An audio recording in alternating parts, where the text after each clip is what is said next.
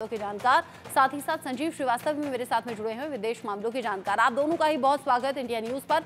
सबसे पहले JS Sodhi sir, मैं आपका रुख करना चाहूंगी। जिस तरीके से अभी के हालात पाकिस्तान में बने हुए हैं, पाकिस्तान जो इंटरनेशनल लेवल पर रोना रोता है, अपनी तंगहाली का रोना रोता है, और जो बम धमाके और जो आतंकी घटनाएं होती हैं उनको लेकर भी कहता है कि हम तो बड़े त्रस्त हैं। लेकिन सच्चाई तो ये कि बीज तो यही बोए गए और अब वो बीज फल फूल गए हैं जो पाकिस्तान को खोखला कर रहे हैं, और न सिर्फ पाकिस्तान बल्कि भारत विरोधी गतिविधियों को भी अंजाम देने की कोशिश लगातार हो रही है।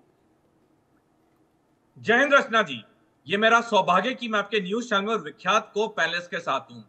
21 सितंबर 2011 को अमेरिका की secretary of state Hillary Clinton ने जब पाकिस्तान का दौरा किया था तो उन्होंने आतंकवाद के संदर्भ में कहा था कि लोगों को याद रखना चाहिए, जो लोग अपने घर के पीछे सांप पालते हैं, यही सांप उन्हें एक दिन डसेंगे।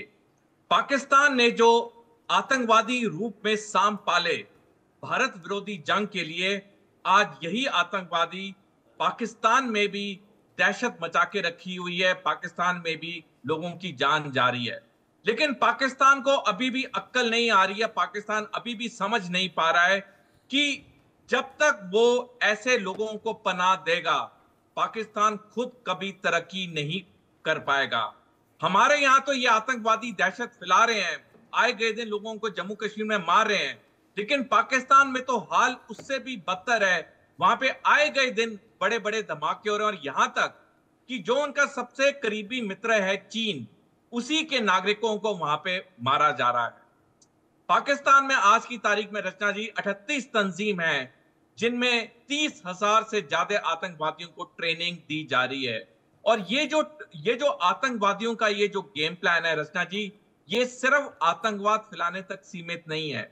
ये है कि जब पाकिस्तान और चीन मिलकर भारत पे टू फ्रंट वॉर करेंगे 2035 में, ये आतंकवादी भारत के अंदर ये आतंकवादी घटनाएं करेंगे, जिससे कि हमारे सिक्योरिटी फोर्सेस को बाहर वाले दो दुश्मन से तो लड़ना पड़ेगा ही, प्लस अंदर इन आतंकवादियों से भी लड़ना पड़ेगा। तो ये जो आपने सही बताया कि ये एबटाबाद में जो ये पूरी ट्रेनिंग हो रही है, ये एक बहुत बड़े मकसद से हो रही है। और एबटाबाद का एक सिग्निफिकेंस ये है कि वहां पे पाकिस्तान मिलिट्री एकेडमी है, जहां पे उनके सेना के अफसरों को ट्रेनिंग दी जाती है। जो इंस्ट्रक्टर्स पाकिस्तान मिलिट्री एकेडमी में उनके ऑफिसर कैडेट्स को ट्रेनिंग देते हैं, वही इंस्ट्रक्टर इन आतंकवादियों को भी ट्रेनिंग दे रहे हैं।